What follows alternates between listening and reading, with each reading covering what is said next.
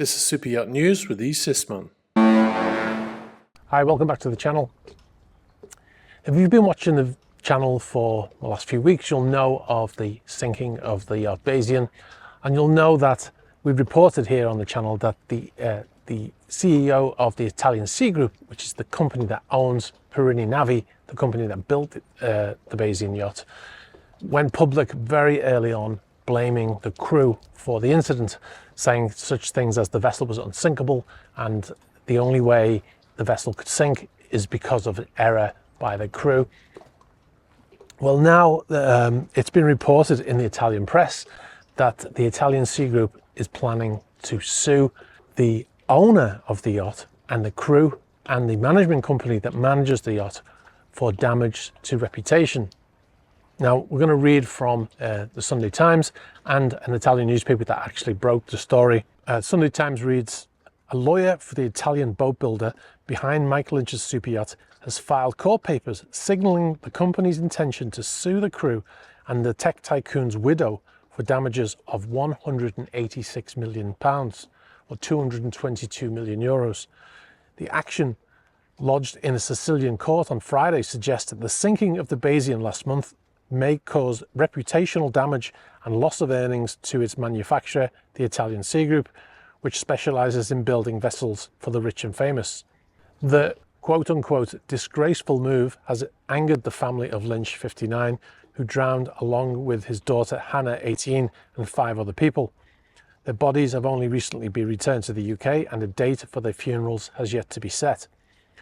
Details of the legal action first emerged in La Nazione, an Italian newspaper, on Sunday morning. However, that night, the ship manufacturer said the lawyer involved had not been authorized to pursue the claim and had been instructed to withdraw it immediately. The company said the Italian Sea Group strongly denies the claims published in La Nazione regarding a legal action following the Bayesian tragedy, although the Italian Sea Group has given a generic mandate to the lawyers named in the article. No legal representative of the company has examined, signed, or authorized any writ of summons. The court papers submitted in the town in Sicily, about an hour from Palermo, reportedly named the captain, James Cuffield from New Zealand, and 2 other crew members, Camper and Nicholson, the yacht management company responsible for hiring the crew, and RevTom, the Isle of Man company that owns the Bayesian. RevTom is controlled by Lynch's wife, Angela Baccaris, 57, who survived the tragedy. So that's the majority of the story from the Sunday Times.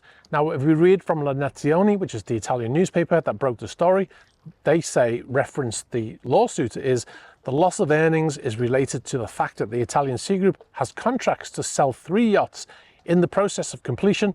The ship owners preferred to stop the negotiation after the sinking of the Bayesian. So the people who had placed orders for those yachts pulled out once they saw that sinking. As for the damage to image, potential buyers and investors are moving away from Perini World. In particular, a well-known European fashion house suddenly showed disinterest in branding a line of boats, just as a major investment fund backed away from negotiations that were already underway. They posted an update, which I'll read at the end of the video. But it's quite shocking, really, isn't it, when you think about it? I mean, do people stop buying a product because somebody who previously bought it dies using it? Like a car, for instance. If someone crashes a car, do you stop buying that car because one person crashed it? Or do you stop buying the car because somebody crashed it and you find out there's an issue with that car's design, which makes it unsafe, right? I'll give you an example. In 2013, Paul Walker, the Hollywood actor, Fast and Furious franchise, he was killed in a Porsche Carrera GT with another person, Roger Rodas, I believe his name was. And the daughter of Paul Walker sued Porsche, saying that they believe that car was unsafe, had design flaws in it, right? Now, Porsche denied any wrongdoing. They said the car was safe and that he had knowing the perils but then continued to drive the car in a way that, he was killed.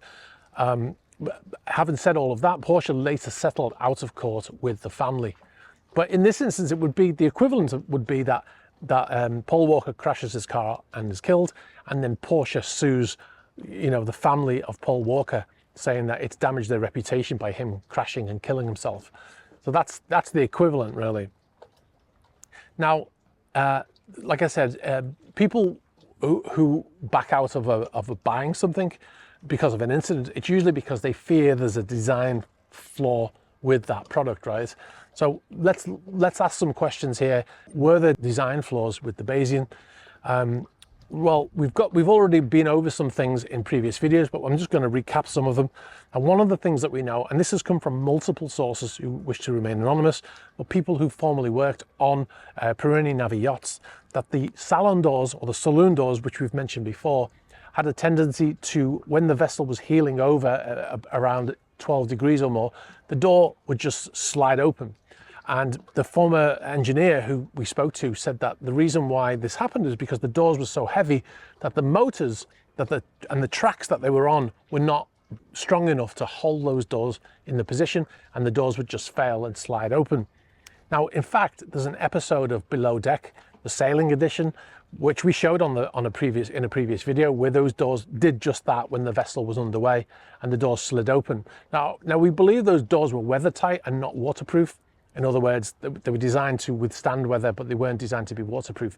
Well, I can't confirm that because we don't have access. We've asked the Italian Sea Group for a certain amount of information, which they've not given to us. But the door sliding open is obviously seems to be because it's happened on multiple vessels, not just Bayesian.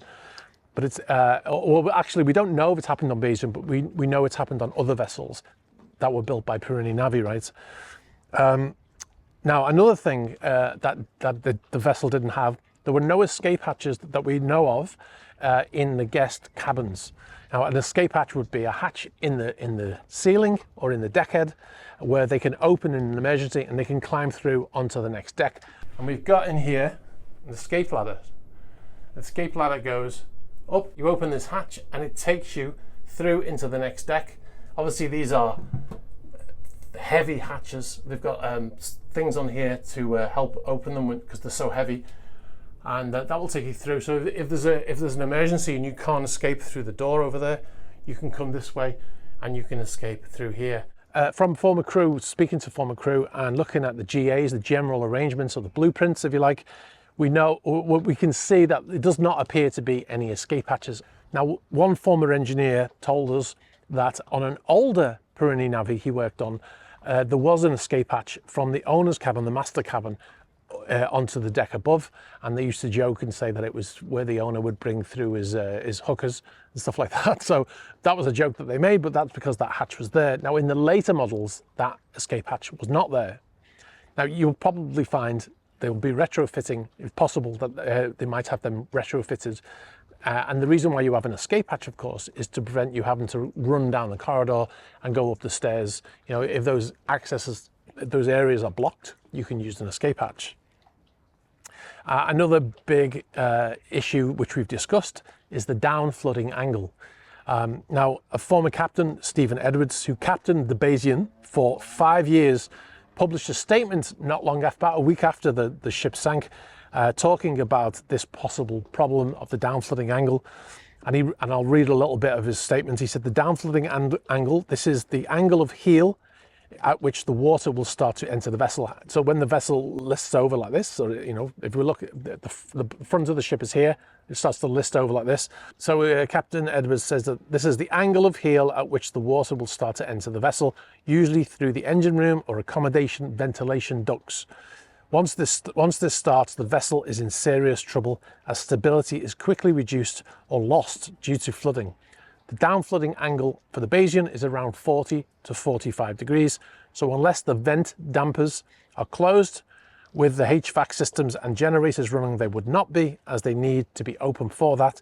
The vessel will start to flood rapidly if heeled more than the down flooding angle.